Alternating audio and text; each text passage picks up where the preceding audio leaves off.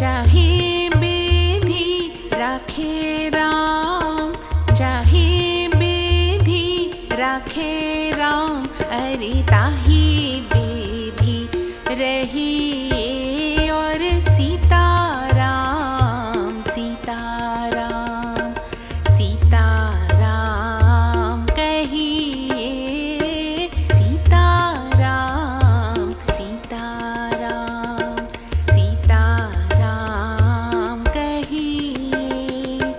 जाहि विधि राखे राम, ताहि विधि रहिए और सीताराम सीताराम सीताराम कहिए।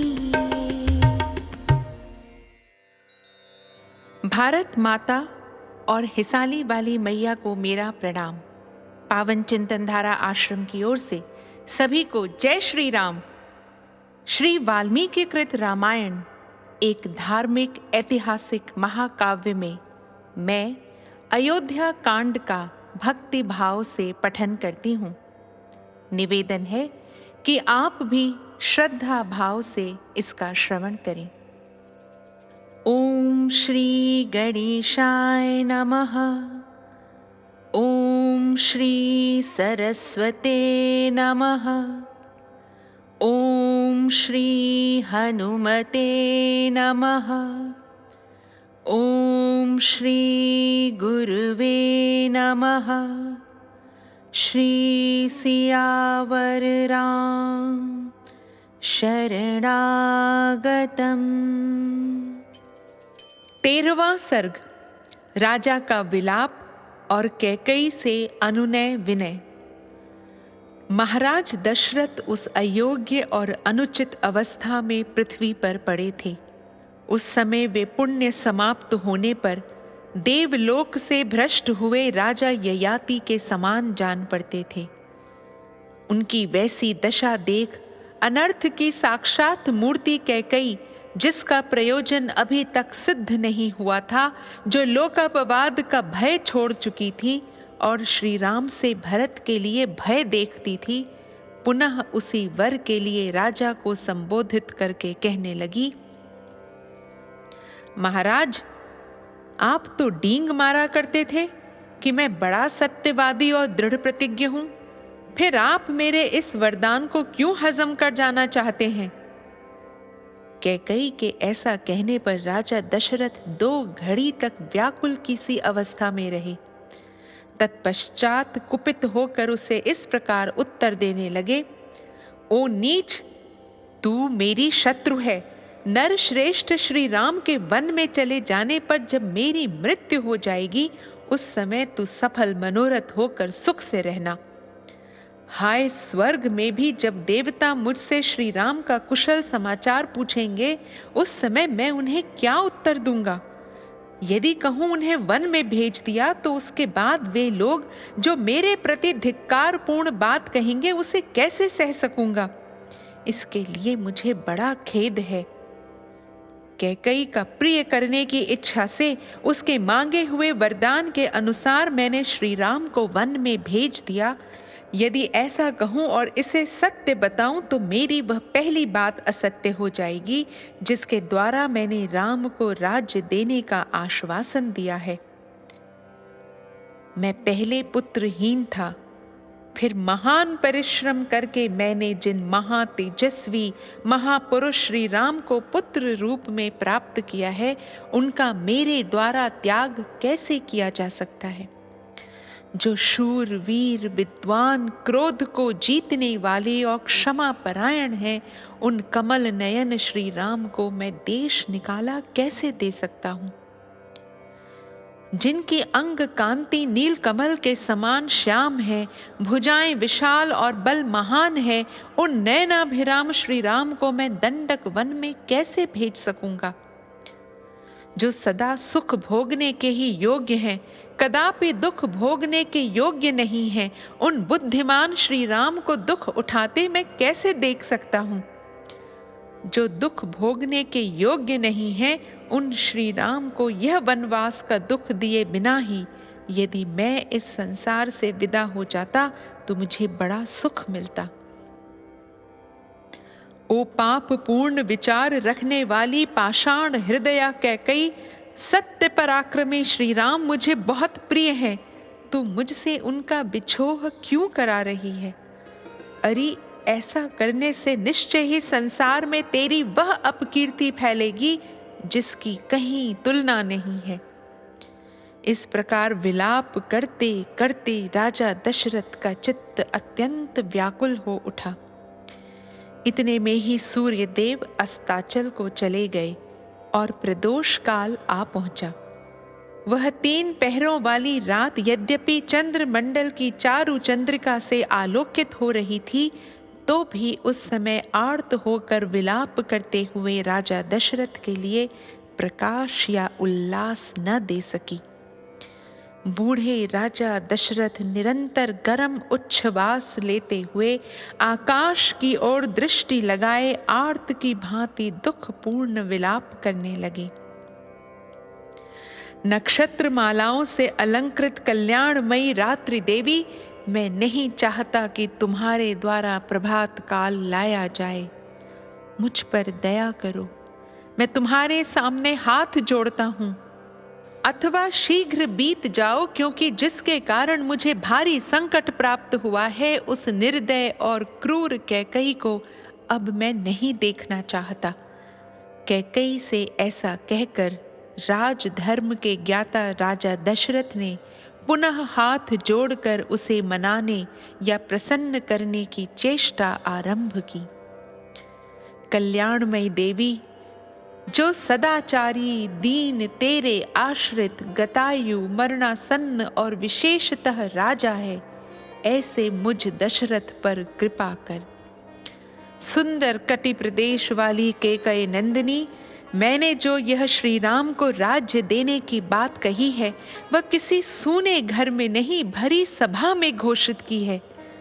अतः बाले, तू बड़ी सहृदय है, इसलिए मुझ पर भली भांति कृपा कर, जिससे सभासदों द्वारा मेरा उपहास न हो। देवी प्रसन्न हो जा, कजरारे नेत्र प्रांत वाली प्रिय, मेरे श्री राम तेरे ही दिए हुए इस अक्षय राज्य को प्राप्त करें, इससे तुझे उत्तम यश की प्राप्ति होगी। पृथुल नितंब वाली देवी, सुमुखी सुलोचने, यह प्रस्ताव मुझको, श्री राम को, समस्त प्रजा वर्ग को, गुरुजनों को तथा भरत को भी प्रिय होगा, अतः इसे पूर्ण कर। राजा के हृदय का भाव अत्यंत शुद्ध था। उनके आंसू भरे नेत्र लाल हो गए थे और वे दीन भाव से विचित्र करुणाजनक विलाप कर रहे थे, किंतु मन में दूषित विचार रखने वाली निष्ठुर कैकई ने पति के उस विलाप को सुनकर भी उनकी आज्ञा का पालन नहीं किया। इतनी अनुनय विनय के बाद भी जब प्रिया कैकई किसी तरह संतुष्ट न हो सकी और बराबर प्रतिकूल बात ही मुंह से निकालती गई, तब पुत्र के वनवास की बात सोचकर राजा पुनः दुख के मारे मूर्छित हो गए और सुध बुध खोकर पृथ्वी पर गिर पड़े। इस प्रकार व्यथित होकर भयंकर उच्छ्वास लेते हुए मनस्वी राजा दशरथ की वह रात धीरे धीरे बीत गई। प्रातःकाल राजा को जगाने के लिए मनोहर वाद्यों के साथ मंगल गान होने लगा, परंतु उन राज शिरोमणि ने तत्काल मनाही भेजकर वह सब बंद करा दिया। इस प्रकार श्री वाल्मीकि निर्मित आर्ष रामायण आदि काव्य के अयोध्या कांड में 13वां सर्ग पूरा हुआ। राम रामेति रामेति रमे रामे मनोरमे, सहस्रनाम ततुल्यम राम नाम वरानने। 14वां सर्ग। कैकई का राजा को सत्य पर दृढ़ रहने के लिए प्रेरणा देकर अपने वरों की पूर्ति के लिए दुराग्रह दिखाना, महर्षि वशिष्ठ का अंतःपुर के द्वार पर आगमन और सुमंत्र को महाराज के पास भेजना, राजा की आज्ञा से सुमंत्र का श्री राम को बुलाने के लिए जाना। इक्ष्वाकु नंदन राजा दशरथ पुत्र शोक से पीड़ित हो पृथ्वी पर अचेत पड़े थे और वेदना से छटपटा रहे थे। उन्हें इस अवस्था में देखकर पापिनी कैकई इस प्रकार बोली, महाराज, आपने मुझे 2 वर देने की प्रतिज्ञा की थी और जब मैंने उन्हें मांगा तब आप इस प्रकार सन्न होकर पृथ्वी पर गिर पड़े मानो कोई पाप करके पछता रहे हो। ये क्या बात है? आपको सत्पुरुषों की मर्यादा में स्थिर रहना चाहिए। धर्मज्ञ पुरुष सत्य को ही सबसे श्रेष्ठ धर्म बतलाते हैं। उस सत्य का सहारा लेकर मैंने आपको धर्म का पालन करने के लिए ही प्रेरित किया है।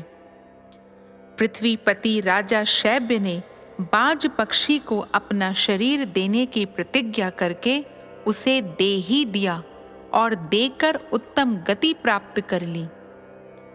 इसी प्रकार तेजस्वी राजा अलर्क ने वेदों के पारंगत विद्वान ब्राह्मण को उसके याचना करने पर मन में खेद न लाते हुए अपनी दोनों आंखें निकाल कर दे दी थीं। सत्य को प्राप्त हुआ समुद्र सत्य का ही अनुसरण करने के कारण पर्व आदि के समय भी अपनी छोटी सी सीमा तट भूमिका का भी उल्लंघन नहीं करता। सत्य ही प्रणव रूप शब्द ब्रह्म है। सत्य में ही धर्म प्रतिष्ठित है। सत्य ही अविनाशी वेद है और सत्य से ही परब्रह्म की प्राप्ति होती है। इसलिए यदि आपकी बुद्धि धर्म में स्थित है तो सत्य का अनुसरण कीजिए। साधु शिरोमणे, मेरा मांगा हुआ वह वर सफल होना चाहिए, क्योंकि आप स्वयं ही उस वर के दाता हैं। धर्म के ही अभीष्ट फल की सिद्धि के लिए तथा मेरी प्रेरणा से भी आप अपने पुत्र श्री राम को घर से निकाल दीजिए। मैं अपने इस कथन को 3 बार दोहराती हूं। आर्य, यदि मुझसे की हुई इस प्रतिज्ञा का आप पालन नहीं करेंगे तो मैं आपसे परित्यक्त उपेक्षित होकर आपके सामने ही अपने प्राणों का परित्याग कर दूंगी। इस प्रकार कैकेयी ने जब निशंक होकर राजा को प्रेरित किया तब वे उस सत्य रूपी बंधन को वैसे ही नहीं खोल सके, उस बंधन से अपने को उसी तरह नहीं मुक्त कर सके जैसे राजा बलि इंद्र प्रेरित वामन के पाश से अपने को मुक्त करने में असमर्थ हो गए थे। 2 पहियों के बीच में फंसकर वहां से निकलने की चेष्टा करने वाली गाड़ी के बैल की भांति उनका हृदय उद्भ्रांत हो उठा था और उनके मुख की कांति भी फीकी पड़ गई थी। अपने विकल नेत्रों से कुछ भी देखने में असमर्थ से होकर भूपाल दशरथ ने बड़ी कठिनाई से धैर्य धारण करके अपने हृदय को संभाला और कैकेयी से इस प्रकार कहा, पापिनी, मैंने अग्नि के समीप सांगुष्ठम ते गृभणामि सौभगत्वाय हस्तम इत्यादि वैदिक मंत्र का पाठ करके तेरे जिस हाथ को पकड़ा था उसे आज छोड़ रहा हूं। साथ ही तेरे और अपने द्वारा उत्पन्न हुए तेरे पुत्र का भी त्याग करता हूं। देवी, रात बीत गई। सूर्योदय होते ही सब लोग निश्चय ही श्री राम का राज्याभिषेक करने के लिए मुझे शीघ्रता करने को कहेंगे। उस समय जो सामान श्री राम के अभिषेक के लिए जुटाया गया है, उसके द्वारा मेरे मरने के बाद श्री राम के हाथ से मुझे जलांजलि दिलवा देना, परंतु अपने पुत्र सहित तू मेरे लिए जलांजलि न देना। पापाचारिणी, यदि तू श्री राम के अभिषेक में विघ्न डालेगी तो तुझे मेरे लिए जलांजलि देने का कोई अधिकार न होगा। मैं पहले श्री राम के राज्याभिषेक के समाचार से जो जन समुदाय का हर्षोल्लास से परिपूर्ण उन्नत मुख देख चुका हूँ, वैसा देखने के पश्चात आज पुनः उसी जनता के हर्ष और आनंद से शून्य नीचे लटके हुए मुख को मैं नहीं देख सकूंगा। महात्मा राजा दशरथ के कैकई से इस तरह की बातें करते करते ही चंद्रमा और नक्षत्र मालाओं से अलंकृत वह पुण्यमयी रजनी बीत गई और प्रभात काल आ गया। तदनंतर बातचीत के मर्म को समझने वाली पापाचारिणी कैकई रोष से मूर्छित सी होकर राजा से पुनः कठोर वाणी में बोली, राजन, आप विष और शूल आदि रोगों के समान कष्ट देने वाले ऐसे वचन क्यों बोल रहे हैं? इन बातों से कुछ होने जाने वाला नहीं है। आप बिना किसी क्लेश के अपने पुत्र श्री राम को यहाँ बुलवाइए, मेरे पुत्र को राज्य पर प्रतिष्ठित कीजिए और श्री राम को वन में भेजकर मुझे निष्कंटक बनाइए, तभी आप कृतकृत्य हो सकेंगे। तीखे कोड़े की मार से पीड़ित हुए उत्तम अश्व की भांति कैकई द्वारा बारंबार प्रेरित होने पर व्यथित हुए राजा दशरथ ने इस प्रकार कहा, मैं धर्म के बंधन में बंधा हुआ हूं, मेरी चेतना लुप्त होती जा रही है, इसलिए इस समय मैं अपने धर्म परायण परम प्रिय ज्येष्ठ पुत्र श्री राम को देखना चाहता हूं। उधर जब रात बीती प्रभात हुआ, सूर्य देव का उदय हो गया और पुण्य नक्षत्र के योग में अभिषेक का शुभ मुहूर्त आ पहुंचा, उस समय शिष्यों से घिरे हुए शुभ गुण संपन्न महर्षि वशिष्ठ अभिषेक की आवश्यक सामग्रियों का संग्रह करके शीघ्रता पूर्वक उस श्रेष्ठ पुरी में आए। उस पुण्य वेला में अयोध्या की सड़कें झाड़ बुहार कर साफ की गई थीं और उन पर जल का छिड़काव हुआ था। सारी पुरी उत्तम पताकाओं से सुशोभित थी। वहां के सभी मनुष्य हर्ष और उत्साह से भरे हुए थे। बाजार और दुकानें इस तरह सजी हुई थीं कि उनकी समृद्धि देखते ही बनती थी। सब ओर महान उत्सव हो रहा था। सारी नगरी श्री रामचंद्र जी के अभिषेक के लिए उत्सुक थी। चारों ओर चंदन, अगर और धूप की सुगंध व्याप्त हो रही थी। इंद्र नगरी अमरावती के समान शोभा पाने वाली उस पुरी को पार करके श्रीमान वशिष्ठ जी ने राजा दशरथ के अंतःपुर का दर्शन किया, जहां सहस्रों ध्वजाएं फहरा रही थीं। नगर और जनपद के लोग वहां भरे हुए थे। बहुत से ब्राह्मण उस स्थान की शोभा बढ़ाते थे। छड़ीदार राजसेवक तथा सजे सजाए सुंदर घोड़े वहां अधिक संख्या में उपस्थित थे। श्रेष्ठ महर्षियों से घिरे हुए वशिष्ठ जी परम प्रसन्न हो उस अंतःपुर में पहुंचकर उस जन समुदाय को लांघ कर आगे बढ़ गए। वहां उन्होंने महाराज के सुंदर सचिव तथा सारथी सुमंत्र को अंतःपुर के द्वार पर उपस्थित देखा, जो उसी समय भीतर से निकले थे। तब महातेजस्वी वशिष्ठ ने परम चतुर सूत पुत्र सुमंत्र से कहा, सूत, तुम महाराज को शीघ्र ही मेरे आगमन की सूचना दो। उन्हें बताओ कि श्री राम के राज्याभिषेक के लिए सारी सामग्री एकत्र कर ली गई है। ये गंगा जल से भरे कलश रखे हैं। इन सोने के कलशों में समुद्रों से लाया हुआ जल भरा हुआ है। यह गूलर की लकड़ी का बना हुआ भद्र पीठ है जो अभिषेक के लिए लाया गया है। इसी पर बिठाकर श्री राम का अभिषेक होगा।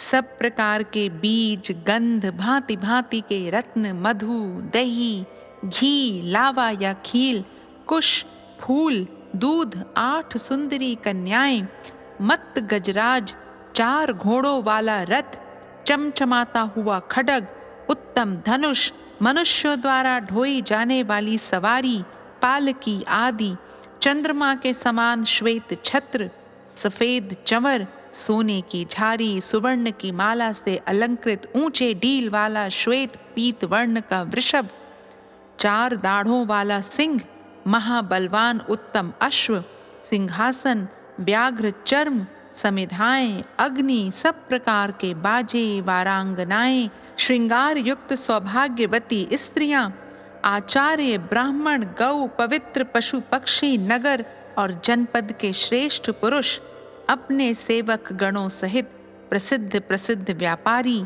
ये तथा और भी बहुत से प्रियवादी मनुष्य बहुसंख्यक राजाओं के साथ प्रसन्नता पूर्वक श्री राम के अभिषेक के लिए यहाँ उपस्थित हैं। तुम महाराज से शीघ्रता करने के लिए कहो, जिससे अब सूर्योदय के पश्चात पुष्य नक्षत्र के योग में श्री राम राज्य प्राप्त कर ले। वशिष्ठ जी के ये वचन सुनकर महाबली सूत पुत्र सुमंत्र ने राज सिंह दशरथ की स्तुति करते हुए उनके भवन में प्रवेश किया। राजा का प्रिय करने की इच्छा रखने वाले और उनके द्वारा सम्मानित द्वारपाल उन बूढ़े सचिव को भीतर जाने से रोक न सके, क्योंकि उनके लिए पहले से ही महाराज की आज्ञा थी कि ये किसी समय भी भीतर आने से रोके न जाएं। सुमंत्र राजा के पास जाकर खड़े हो गए। उन्हें उनकी उस अवस्था का पता नहीं था, इसलिए वे अत्यंत संतोषदायक वचनों द्वारा उनकी स्तुति करने को उद्यत हुए। सूत सुमंत्र राजा के उस महल में पहले की ही भांति हाथ जोड़कर उन महाराज की स्तुति करने लगे।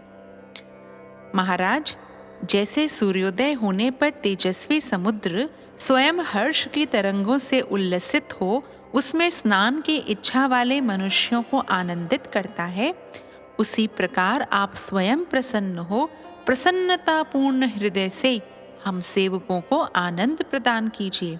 देव सारथी मातली ने इसी बेला में देवराज इंद्र की स्तुति की थी, जिससे उन्होंने समस्त दानवों पर विजय प्राप्त कर ली।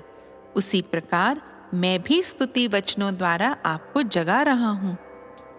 6 अंगों सहित 4 वेद तथा समस्त विद्याएं जैसे स्वयं भू भगवान ब्रह्मा को जगाती हैं, उसी प्रकार आज मैं आपको जगा रहा हूँ।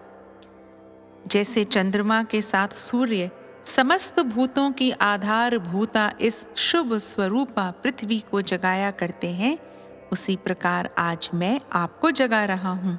महाराज उठिए और उत्सव कालिक मंगल कृत्य पूर्ण करके वस्त्राभूषणों से सुशोभित शरीर से सिंहासन पर विराजमान होइए। फिर मेरु पर्वत से ऊपर उठने वाले सूर्य देव के समान आपकी शोभा होती रहे। ककुत्स कुल नंदन चंद्रमा, सूर्य, शिव, कुबेर, वरुण, अग्नि और इंद्र आपको विजय प्रदान करें। राज सिंह भगवती रात्रि देवी विदा हो गईं। आपने जिसके लिए आज्ञा दी थी, आपका वह सारा कार्य पूर्ण हो गया। इस बात को आप जान ले और इसके बाद जो अभिषेक का कार्य शेष है उसे पूर्ण करें। श्री राम के अभिषेक की सारी तैयारी हो चुकी है। नगर और जनपद के लोग तथा मुख्य व्यापारी भी हाथ जोड़े हुए उपस्थित हैं। राजन, ये भगवान वशिष्ठ मुनि ब्राह्मणों के साथ द्वार पर खड़े हैं, अतः श्री राम के अभिषेक का कार्य आरंभ करने के लिए शीघ्र आज्ञा दीजिए। जैसे चरवाहों के बिना पशु, सेनापति के बिना सेना, चंद्रमा के बिना रात्रि और सांड के बिना गौओं की शोभा नहीं होती, ऐसी ही दशा उस राष्ट्र की हो जाती है जहां राजा का दर्शन नहीं होता है। सुमंत्र के इस प्रकार कहे हुए सांत्वनापूर्ण और सार्थक वचन को सुनकर राजा दशरथ पुनः शोक से ग्रस्त हो गए। उस समय पुत्र के वियोग की संभावना से उनकी प्रसन्नता नष्ट हो चुकी थी। शोक के कारण उनके नेत्र लाल हो गए थे। उन धर्मात्मा श्रीमान नरेश ने एक बार दृष्टि उठाकर सूत की ओर देखा और इस प्रकार कहा,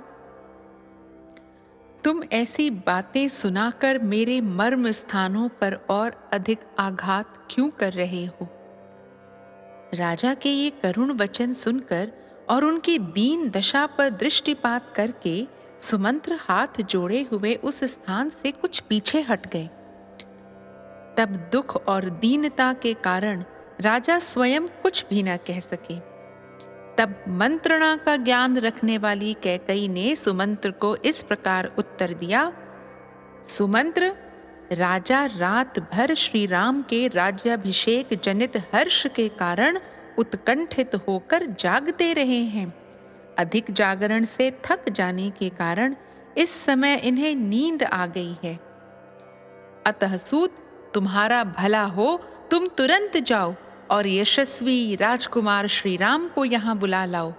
इस विषय में तुम्हें कोई अन्यथा विचार नहीं करना चाहिए। तब सुमंत्र ने कहा, भामिनी, मैं महाराज की आज्ञा सुने बिना कैसे जा सकता हूँ? मंत्री की बात सुनकर राजा ने उनसे कहा, सुमंत्र, मैं सुंदर श्री राम को देखना चाहता हूँ। तुम शीघ्र उन्हें यहाँ ले आओ। उस समय श्री राम के दर्शन से ही कल्याण मानते हुए राजा मन ही मन आनंद का अनुभव करने लगे। इधर सुमंत्र राजा की आज्ञा से तुरंत प्रसन्नता पूर्वक वहां से चल दिए। कैकई ने जो तुरंत श्री राम को बुला लाने की आज्ञा दी थी, उसे याद करके वे सोचने लगे, पता नहीं ये उन्हें बुलाने के लिए इतनी जल्दी क्यों मचा रही है। जान पड़ता है श्री रामचंद्र के अभिषेक के लिए ही यह जल्दी कर रही है। इस कार्य में धर्मराज राजा दशरथ को अधिक आयास करना पड़ता है। शायद इसीलिए ये बाहर नहीं निकलते। ऐसा निश्चय करके महातेजस्वी सूत सुमंत्र फिर बड़े हर्ष के साथ श्री राम के दर्शन की इच्छा से चल पड़े। समुद्र के अंतर्वर्ती जलाशय के समान उस सुंदर अंतःपुर से निकलकर सुमंत्र ने द्वार के सामने मनुष्यों की भारी भीड़ एकत्र हुई देखी। राजा के अंतःपुर से सहसा निकलकर सुमंत्र ने द्वार पर एकत्र हुए लोगों की ओर दृष्टिपात किया। उन्होंने देखा बहुसंख्यक पुरवासी वहां उपस्थित थे और अनेकानेक महाधनी पुरुष राजद्वार पर आकर खड़े थे। इस प्रकार श्री वाल्मीकि निर्मित आर्ष रामायण आदि काव्य के अयोध्या कांड में 14वां सर्ग पूरा हुआ। राम रामेति रामेति रमे रामे मनोरमे सहस्रनाम ततुल्यम राम नाम वरानने।